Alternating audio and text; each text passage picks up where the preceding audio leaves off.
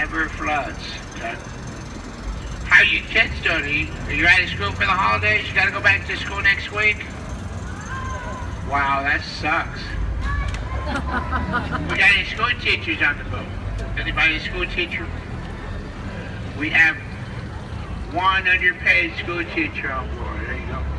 We got any engineers on board? One underpaid engineer too. And before we go any further, we do have one very special guest on board. We got a graduate from Lackland Air Force Base. Raise your hand, Emma. Congratulations to you and your family. So this is La Vista. We got something going on at the base of La Vista called the Arneson River Theater. We're just going to drive right through here and see what's going on.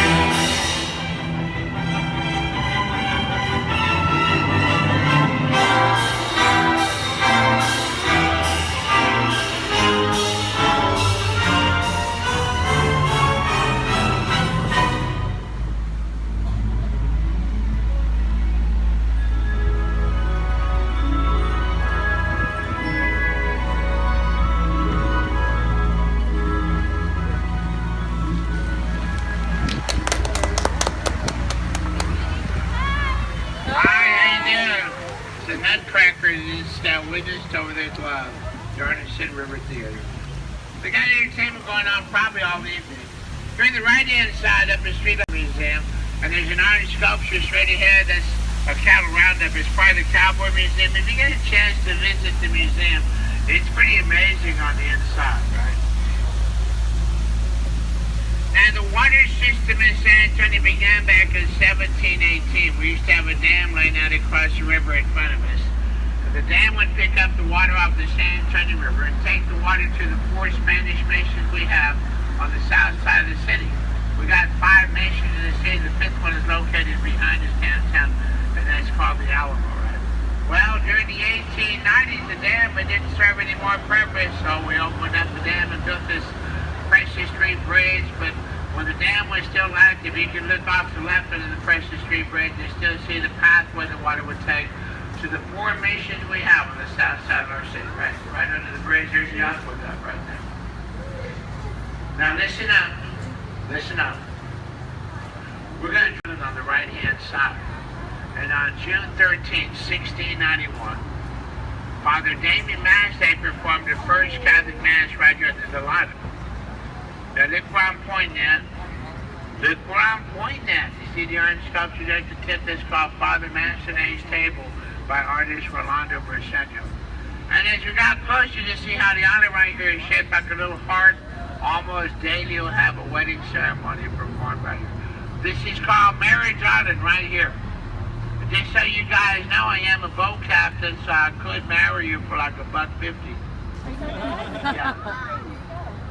Hey, you don't even have to say I do. You can just say I guess so. It's a good deal, man. I guess so. You'll be like, yeah, you'll be like Joey Buttafuoco famous, man. We had wagons way back when. This is probably where we bring the wagon across the water. Right here it's pretty shallow, but it's real hard on the bottom. This is called O. On the right bench to be St. Louis's Mountain, and he'd be over there on the right bank, grinding grain in the flour for us. Straight ahead, there's a red granite building with a dome on the right. That's our Bexar County Courthouse. And here on the left-hand side, you got the American flag on its roof, flying half-mast. We just lost a San Antonio police officer a couple of days back, but it's called the Tower Life Building, one of my favorites. 404 feet tall. They call it neo-Gothic architecture. And on the top 2 towers, you've got 20 gargoyles. They surround the top two towers, they part the drain system, and they function like water spouts. You can see a couple of them up in the skyline up there. What happens is when the rainwater cascades down off the roof, it ends up shooting out the mouths of the gargoyles before filtering down to the drain system all the way to street level. The building was designed by a father and son team, Andy and Robert Ayers. They opened the building on June the 1st of 1929 as the Smith Young Towers.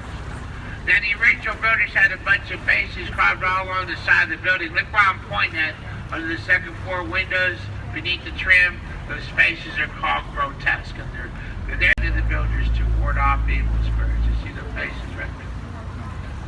Some of them look like my in-laws. One explain how the riverwalk works and why the horseshoe doesn't flood. Let me give you a little bit of background. Straight ahead about a block in front of us is going to be the North Channel.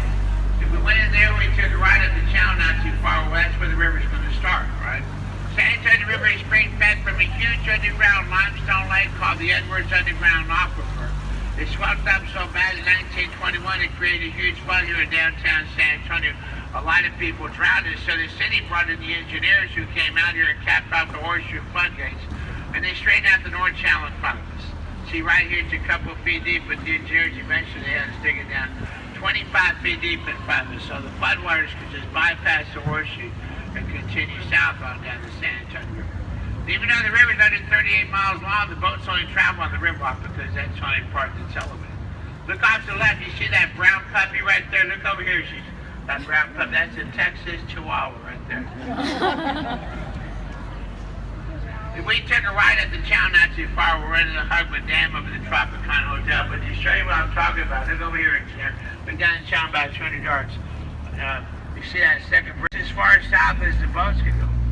I'll get you a second look.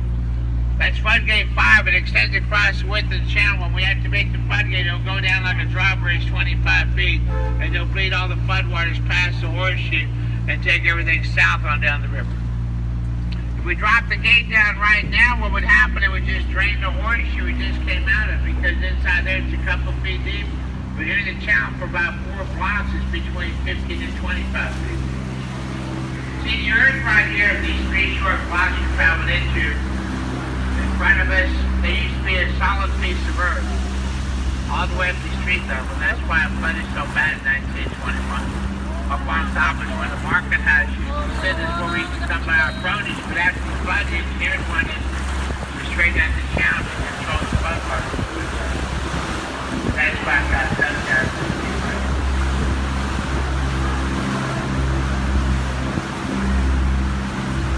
And here on the left-hand side between the trees, there'll be some steps that are going to lead you up to the main plaza. A pavilion has been there since 1731. Now, as we drive by, look off to the left, look up the steps and through the trees.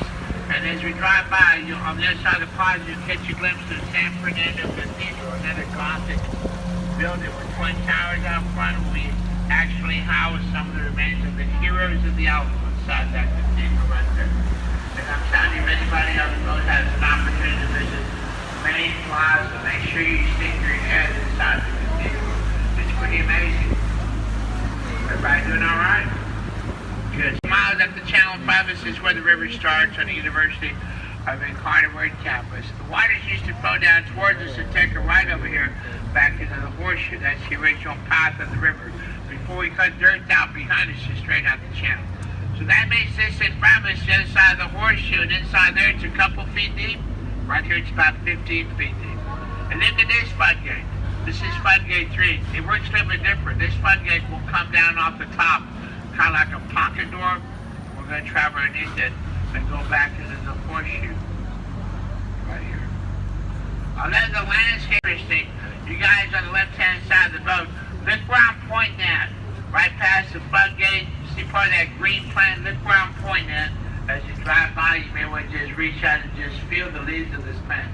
That one right there. I wish everybody on the boat could feel these leaves as that tropical poison ivy. She flipped me off. I was just playing with it.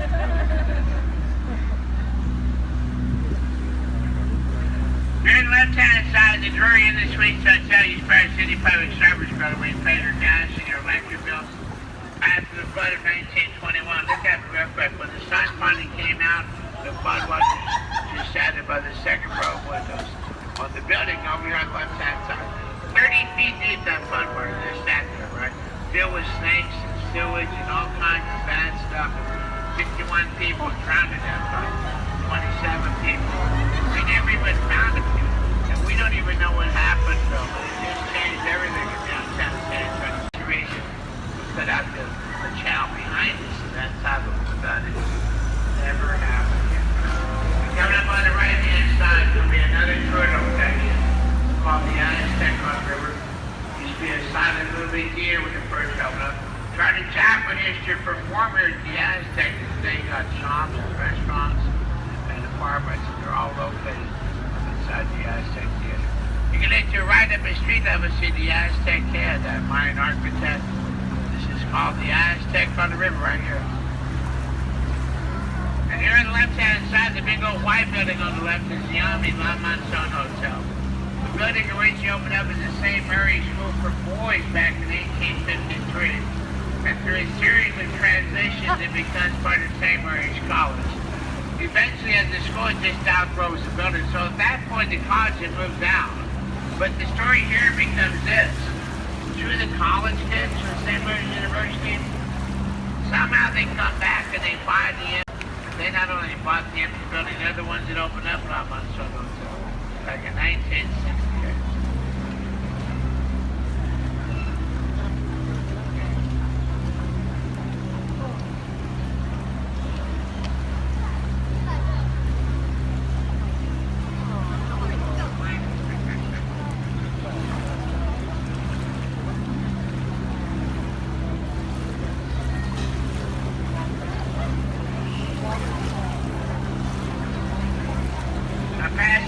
Coming up on the left-hand side, we're going to drive right past the 24-story high-rise building.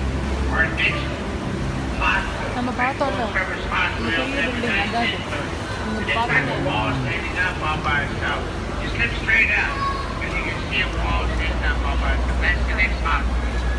One of the first hospitals in the country that provided telephone in each room for inspection.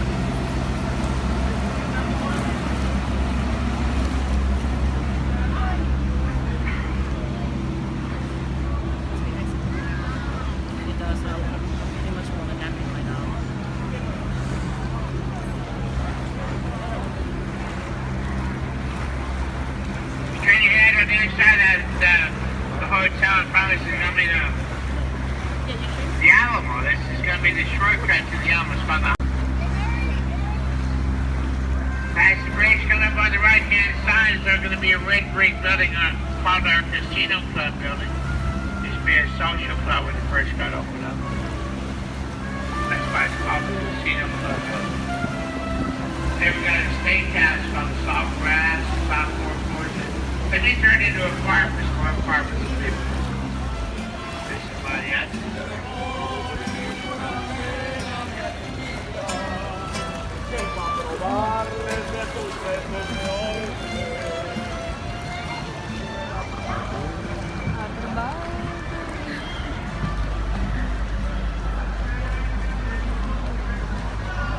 This is River Square right in here.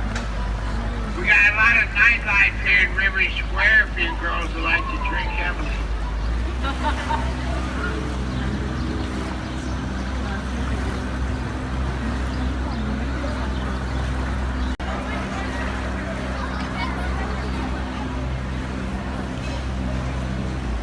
Now, right before you hit the next bridge on the right-hand side, we're going to drive right past the Clifford Building, an overshaped building with a balcony. This is going to be the crux of the whole tour. Look up at the balcony. You see where I'm pointing at? As you drive by, you can read Hugler's name. It's going to be on the marquee. Step off the horseshoe with those floodgates that would never flood it. He turned out to be right.